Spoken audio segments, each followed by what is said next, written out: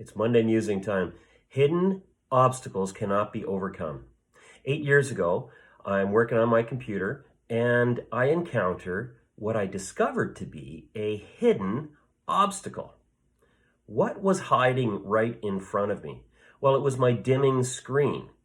And I thought my laptop screen was starting to fail. The obstacle that I eventually uncovered is the fact that my eyesight was changing. Let's say it was changing. So after I checked my screen to see that it was not in fact dimming and there was nothing actually wrong with it, I got my eyes checked, I got glasses, and the problem went away. How did I solve that problem? Well, I encountered a hidden obstacle and I uncovered the truth. So once I figured out what the obstacle was and faced the reality of the obstacle, I could solve the problem. Okay, you're driving down the road and you see in front of you a huge log across the road. What are your options? You can ignore it and plow right into it and wreck your car, or you can go around it. That's not really a hidden obstacle. It's staring you in the face, and you have obstacles and you have options. All right, you're driving down the road, there's no log in sight, and suddenly your car stops running. It sputters and dies. What's wrong? You can't see what's wrong. You've got to figure out, and you've got to take that hidden obstacle, which is basically your car not running, and you can guesstimate why it's not running. But the bottom line is you need to uncover the nature of the obstacle so that you can eventually get going again. So hidden obstacles are all around us. We encounter them. We carry them on our backs. We find ourselves, diminished in terms of what we're able to do and not do based on the obstacles that we may not even understand we have.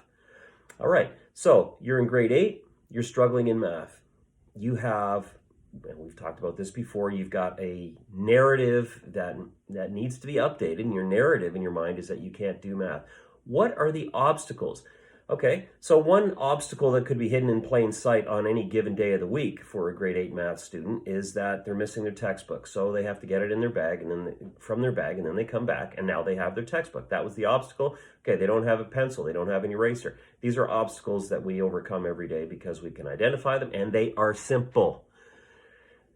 Hidden obstacles have to do with negative, outmoded narratives and have to do with other struggles and obstacles to our learning that we may not even understand we have. And particularly with math, because most of my clients struggle with math at various levels. What we need to uncover is the hidden obstacles that are interfering with their math success. And certainly one obstacle could be, I don't understand math, I don't get it. All right, but then let's dig back into that obstacle and let's identify it, because anything that's hidden can't be solved. We have to uncover what those obstacles are. And often there's 3 or 4 or 5 of them.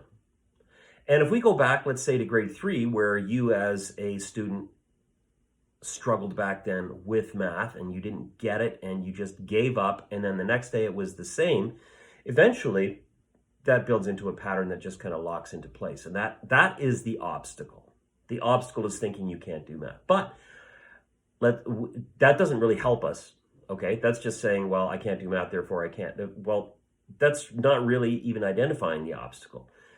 The obstacle is perhaps that maybe in grade 5, you never learned the multiplication tables. You didn't learn them.